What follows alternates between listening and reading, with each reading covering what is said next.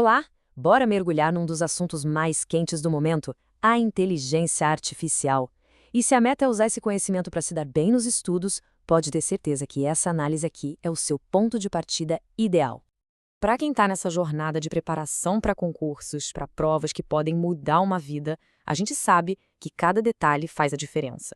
E ter um conhecimento sólido sobre as tecnologias que estão moldando o mundo, bom, isso pode ser exatamente o que faltava para sair na frente.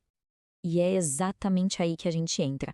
Entender o que é, como funciona e onde a inteligência artificial se aplica, isso já deixou de ser coisa de ficção científica, viu? Hoje é uma vantagem competitiva real.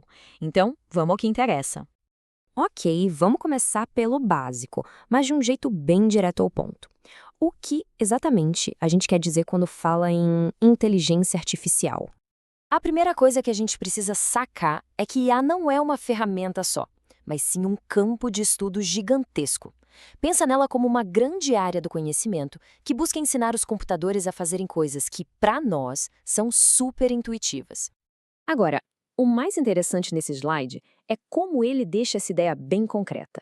Para qualquer pessoa, é óbvio qual imagem é de um gato e qual é de um cachorro, né? Mas, já tentou descrever as regras disso para um computador? Ah, tem 4 patas, pelos, focinho. Essas regras servem para os dois. É essa a complexidade que a IA tenta resolver. Ensinar a máquina a ver a diferença. Mas se as ideias sobre IA existem há décadas, por que ela explodiu justo agora? A história nos dá essa resposta. Essa jornada é fascinante, olha só. Lá nos anos 50, o termo inteligência artificial nasceu. Nos anos 80, surgiram os sistemas especialistas, que tentavam colocar o conhecimento humano dentro de um computador. O marco foi em 97, quando Deep Blue, da IBM, venceu o mestre do xadrez, Garry Kasparov. E hoje, bom, hoje a IA está em todo lugar. Então, o pulo do gato é este. O que mudou? Duas coisas, basicamente. Primeiro, uma explosão na quantidade de dados disponíveis, o que a gente chama de Big Data, e segundo, um aumento brutal na capacidade de processamento dos computadores. Esses dois fatores são o combustível que alimenta a IA moderna. E isso nos leva direto para o coração da IA atual. Como exatamente uma máquina aprende a fazer aquelas tarefas complexas que a gente viu? A resposta está no aprendizado de máquina, ou machine learning. É a ciência de criar programas que não seguem instruções explícitas, mas que aprendem com exemplos. Ou seja, em vez de programar as regras para identificar um gato, a gente mostra para o programa milhares de fotos de gatos até ele aprender os padrões sozinho. E esse aprendizado acontece de duas formas principais. No supervisionado, a gente dá os exemplos já com a resposta. Isso aqui é um gato, isso aqui não é. Já no não supervisionado, a máquina recebe um monte de dados misturados e precisa encontrar os padrões e os grupos por conta própria, sem nenhuma etiqueta. Claro que o treinamento tem seus desafios, né? Dois problemas bem comuns são o overfitting, que é quando o modelo aprende tanto com os dados de treino que acaba decorando até os detalhes inúteis e não consegue lidar com dados novos. E o underfitting, que é o oposto. O modelo é tão simples que não consegue nem aprender o básico dos dados de treino. O segredo é achar o equilíbrio. Esse slide aqui é um exemplo ótimo de um problema que causa o underfitting. Se o modelo é treinado para reconhecer aviões usando só fotos de jatos, ele cria uma regra muito simples, tipo, avião tem turbina e não tem hélice. Por isso, quando ele vê um avião turbo-hélice, ele não reconhece. O modelo não aprendeu a complexidade do que é ser um avião porque os dados não eram variados o suficiente. E tem um problema ainda mais sério, o viés. Se os dados que a gente usa para treinar uma IA refletem os preconceitos que já existem na sociedade, a máquina vai aprender e repetir esses preconceitos. Um caso que ficou famoso foi o do chatbot Tay, da Microsoft.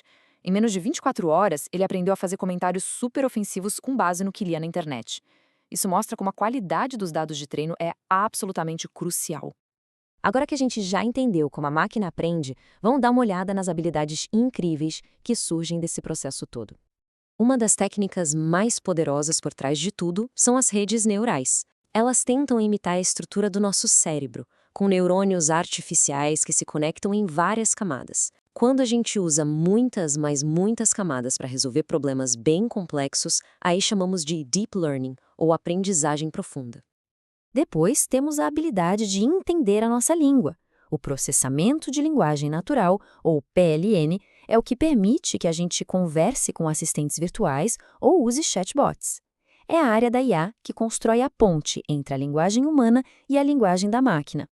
Um pedido simples como "ligue para Maria", na verdade dispara um processo super complexo. O sistema tem que transformar a voz em texto, entender a intenção por trás das palavras, analisar a gramática, o significado e só então executar a ação certa. E, claro, a habilidade de ver. A visão computacional é a ciência que ensina os computadores a interpretar o mundo visual, identificando objetos e pessoas em fotos e vídeos, basicamente como os nossos olhos fazem. E para mostrar como isso pode ser desafiador e até engraçado, dá uma olhada nesse slide. É um cachorro da raça Komondor ou é um esfregão? Para um algoritmo de visão computacional, diferenciar essas texturas e formas é um problema dificílimo que exige um treinamento muito, mas muito sofisticado. Ok, agora vamos juntar tudo isso. Para quem estuda para concursos, entender como a IA está transformando o setor público é fundamental. E as aplicações já são super práticas e de grande impacto. Pensa só, a IA pode prever falhas na rede elétrica antes mesmo de um apagão acontecer, pode otimizar as rotas para mandar a viatura policial mais próxima para uma ocorrência e pode até monitorar o esgoto para antecipar surtos de doenças. Nos tribunais, ela consegue analisar pilhas e pilhas de documentos para acelerar os processos.